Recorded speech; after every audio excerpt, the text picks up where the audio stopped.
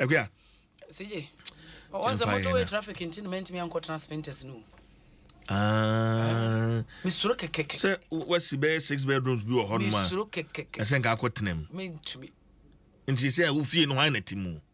What they are high rent." I go for rent. Me, hey, I got from Africa and my Johnny. Me to me, oh, me for rent. Traffic. And I me hey, na I have no crown. Traffic. No, me air condition, but just a traffic. Just some jina fa kono. Now me Tom ye ko anomabu agoja senpai free kaswa e ko Liberia camp still me de CJ me nyanya kwan ho ba bi na me park me car si wo pen ma pe moto bi atena so na me ko ba bi amekro me ko dra nyum me traffic nkwenti me dra nyum efie nyum kwa na me honam ye me ya te se de yakobo me ye nkrata na me ko kama dwen nchira brante yo gina hoyi wa agoja senpai se mu no gina chire ho awodi no yanko Mama fa the Obrokrata no Adom Nsem Emra Daily Guide the Obrokrata no pay ya me di frase. Yewra Benjamin Boatin Eje so kai papa no. Benjamin Boatin Eje. The name PPA yeah. Say yes say. Won't you sika 5.6 million Ghana cedis ento oman no futum. Sanen Nsem ne ba en de nimsem deda. Kwan ya no fa so abuse of office na wodi nyume bi ko pie baby ma sika bedidi na ono ne nsem oman ni sika enti charge esi hu nkonwa atena so ama ese enen wontua 5.6 million Ghana cedis ema oman enu achi no emfie du ontumi enye enhold public office bia 10 years ontumi hold public office obebrani se wa na se we na Ghana we kra se be famponi a eyo yo misika na kosi sen you trying to akodi amai ya kosi sen just said that mo ye me president answer me hwe na biram de bitu na papa de say wa emre na Ukraine ene Russia so entokwa no se de akopie munie Ghana de suafo a wonom akodi ho ne Ghana fo ankasa omko so omokope bibi ne abusuafo abedi eho akohia sesese ye de wo ba na wo nso enye wo ho ebambo suafo a wo hwe amanone ene ye ne amahodo ntem kitawudi ho nsam so ma Michelle ayokobo chodi atudwa wo cheze ne due ye nipa no aduenu enan 24 ebeba bedru ne no wo mo de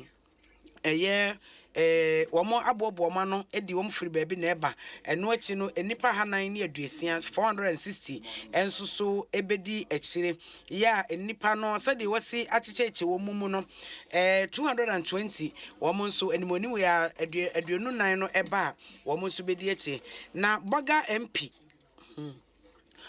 MP yewra Jechikwesin ono nso so yese oso ya nipa wona na etwe ne true citizenship no ho manso e de akwakoda Supreme Court no ne fie afede ya ma ye de se nya no enseve no sa na ye keka te ye de akofemfa mo nti Boga MP se court no de se de tie bia James Joe Quesin ye den ya kwa na obekuru ya na Joe Wise nso na etiti bi e de ma yewra Bagbin so ote wono je se on person obeje enkrofo adwe nchira to mu ena de ono te wono person o ya no ye ono a oso ntumi enye neutral ono so a oso ntumi enye neutral ni nua no cry friend say biased impartial na say say o ye biased dia na say there be oso ono a ntumi nye neutral eno obe impartial but ntumi nye neutral ntina nam se nkomo chirichiri mu se the se brofo na wo yan chire mu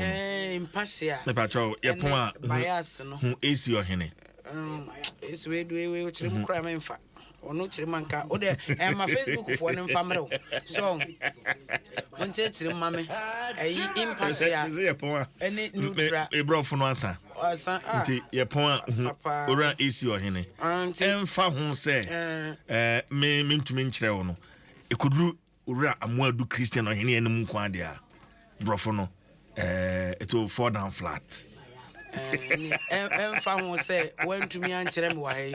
Emfa ho say ono anso so okira emfa. Enti daily guide ena me de aba no. Daily graphic nso so ne de nie. Ono so ene asasam kro no anso no ono nso ka wa hai. Eye Ukraine Russia ntokwa. Aka obi bi. Ya ewiase ya ka obi bi. Ghana nso so ye nso ye de aka ye nie. Ya de hye akodi ho te sese wo mo ba enti aso ye hwe Adom nsem so se wo mo ye hu adwuma no do ma ba na Professor KariKari kane penia no oda media for West Africa ekuna no se sentrofo a sebe yetra radio adiechi microphone yachi a ye kekan ya dwene se de ye pe twada paato nkrofo ho ehoro nkrofo se nwa no esese ye saade ni wie a ye adwuma mpanimfo no a wo mu bia adwuma na ye nya ho kwan ete ekire ha no wo mo na ese yeso wo taduam efiri so na ama microphone na ade twada pa enti Professor KariKari ono so ne dia wo dia behwim nti se je wie ya na ye kura kwasi wie nessa wototo pa betra twada pa to nkrofo wo medical chi abu Dabi Joshua Tigo ye chi Joshua ne ya chi abu ne kento aso nti anya ya na de kosi ankasa pi is your hino kra no ho beka de kosi ankasa pi it is ana de na akwakoye but then on the more serious note I was say yetimi ye boy yedin sa enye ye boy yedin sa enye on se penisi ye boy di semre enye ebo di tumre kunsu so enye ye mu bebre wo ho no ma aya na ye fa so ye no adwen no akwaye say ye nya microphone si ye ne mu nti ye ya ne wo ga amen wo nya nkrofo a wo mo ba bi obi tie ya woni mu nyansa kura ndi mkasa echen ya ni pane bebre ayadom obi tie ya na pe ya ene akonya bi ene wonya na abeti ya obi tie wa na dwene mu abie na dwene wako school woni kasa na no ate okanya kasa asen enti se wo nya sa akwanya yi na eya wo se wa ne wa enti sam no tu no bum sabe onwene ho timi mpanimfo bi timi sesen kwasea na akwa influence we mrante na ba Adom Sports page 1 infant 12 we dey Ghanaian Times kwa nikita media sam no ya bo so na